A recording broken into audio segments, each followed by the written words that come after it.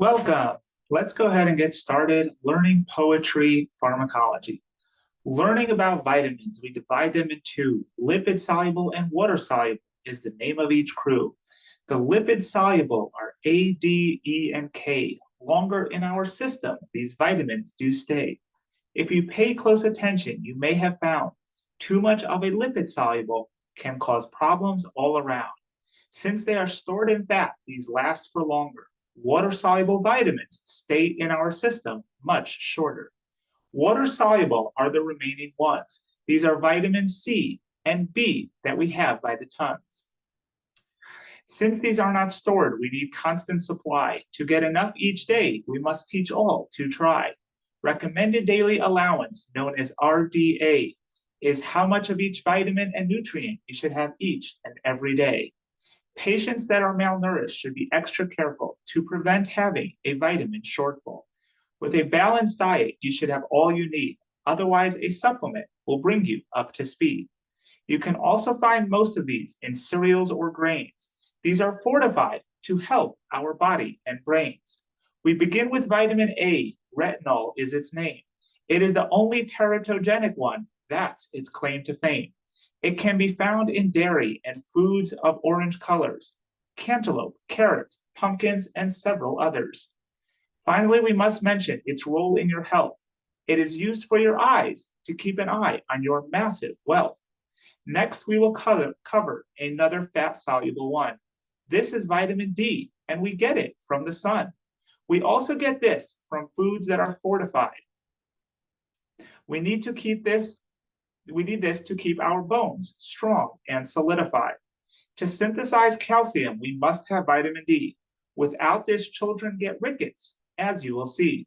Promoting bone health, calcium and vitamin D work together, preventing osteoporosis, osteomalacia, and whatever. Ergocalciferol and cholecalciferol is a mouthful for sure. That brings us to the end of the vitamin D tour. Next, we have E. I will now go on a rant, teaching how vitamin E is a famous antioxidant. From certain oils, you can get vitamin E. Now the next vitamin you will learn and see.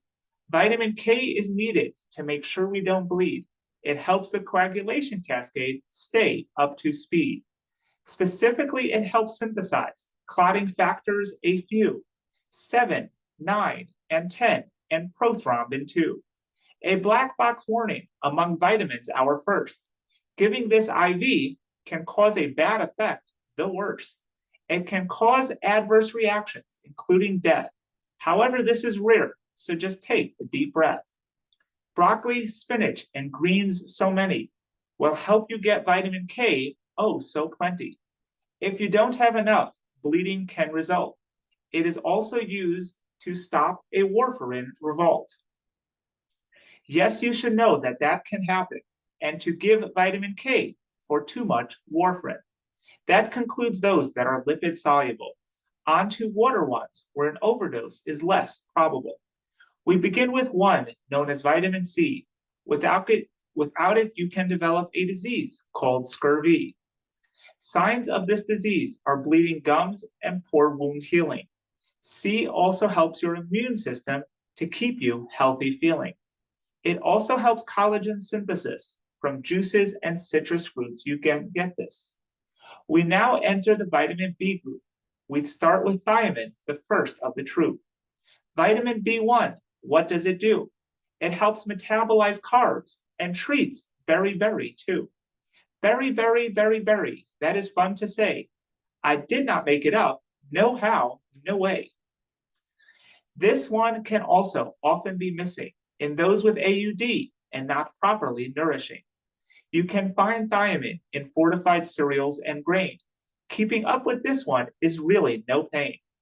We will skip B2 and move on to B3. It is also called niacin. Let's explore and see. This one is found in proteins and plants, though we don't recommend getting it from eating ants. It is needed for cellular respiration. It is really important. It never gets a vacation. Pellagra is the name for not having enough. It was once used for fighting cholesterol. It's really pretty tough. Next, we have pyridoxine. known as B6. For vomiting in pregnancy, this one can be the fix. Helping metabolism is its main goal. Treating nausea is simply its side role. This one can be lacking in those with AUD. INH also does this. Remember, that's a med for TB. This vitamin can be found in fortified grains, meats, and fish. Putting those together sounds like a tasty dish. We move on to B9. Folate or folic acid is its name. It is used in prenatal health. For that, it earned its fame. We get this from green leafy vegetables and liver too. It's used for anemia, prenatal health, and certain toxicities, a few. It is required in our body to synthesize DNA. This makes it so important. What's more to say? When taking this for prenatal well-being, start 1 month before conception, even if you do not yet have the ring. Our very last one is the most fun to say. It is called cyanocobalamin, and it is B12 all the way. A strict vegan diet will find this lacking. Teach to supplement daily without slacking. Lacking in dietary intake is a problem we've said, but not having intrinsic factor can leave you dead. Pernicious anemia is when the body cannot synthesize the B12 we eat, and that is important to recognize. In this case of deficit, supplements just won't do. We must give a B12 injection to help them through. We have now covered the vitamins, just a few key points for us to go through. Do not confuse vitamins and minerals as the same. The latter are inorganic, which is a totally different game.